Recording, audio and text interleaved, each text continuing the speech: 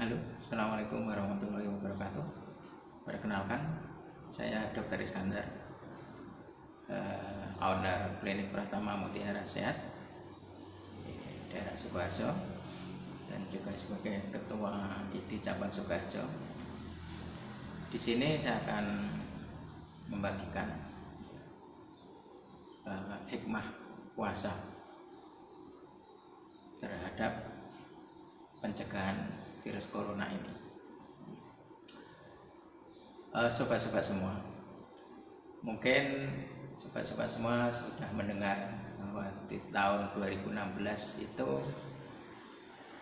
seorang ilmuwan biologi dari Jepang yang bernama Yoshinori Masumi, Yoshinori, nama belakangnya agak lupa itu. Tahun 2016 beliau mendapatkan hadiah Nobel dunia karena penemuannya yang sangat spektakuler, yaitu tentang autofagi.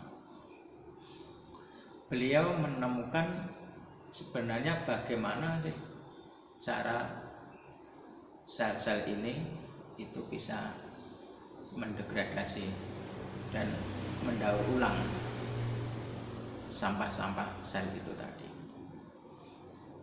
yang mana menurut beliau penelitian ini sudah dilakukan puluhan tahun, sehingga baru tahun 2016 kemarin ya, beliau mendapatkan Nobel ini.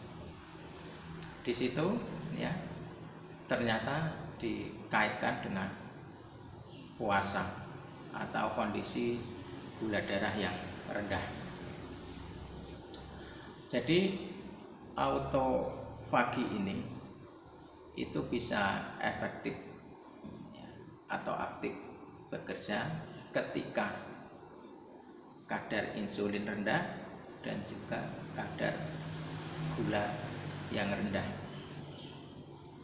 Dan otomatis hal ini kan terjadi ketika orang itu puasa atau tidak makan gula, yang mana sekarang sudah populer dengan apa yang dinamakan diet keto itu. Dan dari penemuan inilah akhirnya marak ya dengan diet ketogenik maupun diet ketofastosis. Nah, sehubungan autofagi ini dengan virus COVID. Jadi prosesnya kurang lebih begini: ketika virus itu masuk melalui reseptor yang cocok, dalam hal ini virus corona ini ketika masuk ke mulut, ke hidung ya, itu akan ditangkap oleh reseptor S2 ya, S2. Di situ virus masuk dan masuk ke dalam sel. Seperti kita ketahui ya, mungkin refresh sebentar, bahwa sel manusia itu ya, terdiri dari ya, jadi ada membran sel, di dalamnya ada sitoplasma, kemudian di situ ada inti sel. Inti sel itu berisi ya, RNA dan DNA. Jadi DNA ini adalah semacam buku besarnya sel itu ya. Jadi sel itu punya fungsi apa? Ya di situ ada blueprintnya di situ. Ada blueprintnya di situ. Ya. Kalau dia sel pankreas, di situ ada blueprint untuk mencetak insulin. Kemudian RNA ini adalah berfungsi yang untuk mencopas ya DNA itu untuk dikirimkan ke mesin produksi, yaitu ribosom. Jadi ribosom ini adalah tempat untuk mencetak rangkaian protein ya, asam amino yang nantinya itu akan dibuat untuk menjadi apa, misalkan enzim ataupun hormon, tergantung posisi sel itu ya. istilahnya ribosom ini adalah tempat menjahitnya itu. Seperti itu. Kemudian disempurnakan oleh retikulum endoplasma dan difungsikan oleh badan Golgi, maka itu nanti akan berfungsi sebagai enzim, tergantung apa fungsinya sel itu. Kemudian selain itu, selain ada ribosom, retikulum endoplasma, badan Golgi, ada lisosom. Nah, lisosom inilah yang bertugas untuk menghancurkan sampah-sampah maupun virus-virus maupun semua yang tidak dibutuhkan tubuh, atau mungkin material dari luar, bakteri ataupun apa yang bukan bagian dari tubuh ini. Nah, di sini proses autofagi itu. Jadi autofagi itu ketika ada antigen masuk atau patogen masuk, benda asing masuk, maka sel itu akan membuat fagofor, ya semacam membran. Nah, membran ini nanti akan mengurung ya, atau melingkupi sampah-sampah itu dan dikumpulkan, istilah Jawanya dikrasaki. Ini yang dinamakan autofagosom ya, autofagosom. Nah, dia akan mengumpulkan, taruh di tas kresek ya, yang membran tadi, fagofor tadi ya. Setelah berkumpul rangket ya, akhirnya itu melakukan penggabungan atau fusi dengan lisosom ya. Lisosom itu sifatnya asam, asid ya. Maka ketika autofagosom dengan lisosom itu bersatu, itu yang namanya autolisosom ya. Maka di situ sampah-sampah tadi dihancurkan menjadi potongan asam amino dan ini nanti bisa digunakan untuk didaur ulang ya, bisa menjadi bahan baku membuat enzim tadi, membuat hormon tadi, yang membuat insulin dan sebagainya. Itu bisa didaur ulang atau membuat RNA juga seperti itu. Nah, proses autofagi, jadi tadi itu namanya proses autofagi. Proses autofagi itu akan berjalan ya, ketika sel itu kekurangan glukosa. Maka autofagi itu akan aktif. Karena apa? Kalau kekurangan glukosa kan sel itu kekurangan nutrisi ya. Padahal sel itu butuh untuk regenerasi. Wah, mana ini saya nggak punya glukosa. Oh ya udah, itu ada sisa-sisa itu ya tak daur ulang aja ya, untuk proses regenerasi sel saya kan seperti itu. Nah, maka otomatis ketika kekurangan nutrisi akan aktif ya, akan aktif itu autofagi ini ya. Tapi ketika glukosa melimpah, artinya orang itu makan terus, atau mungkin seorang diabetes yang gulanya tidak terkendali ya, melimpah bahan bakar, maka dia akan menggunakan glukosa itu untuk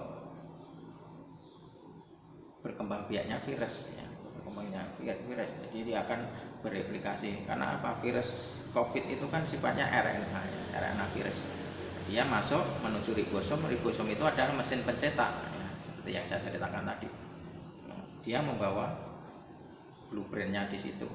Ya, saya cetak ini loh anunya, blueprintnya. Wah, dicetak terus. Bahan bakar tersedia banyak, glukosa tersedia banyak. Makanya berkembang biak, berkembang ya, replikasi terus ya, akhirnya virusnya jadi banyak. Itu kalau kelebihan gula, nggak puasa, makan terus, banyak makan gula gitu. Nah, sedangkan kalau kondisi puasa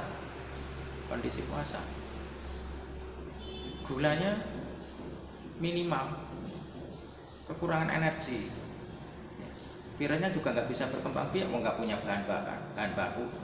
Saya mau bereplikasi berarti kan membuat RNA baru.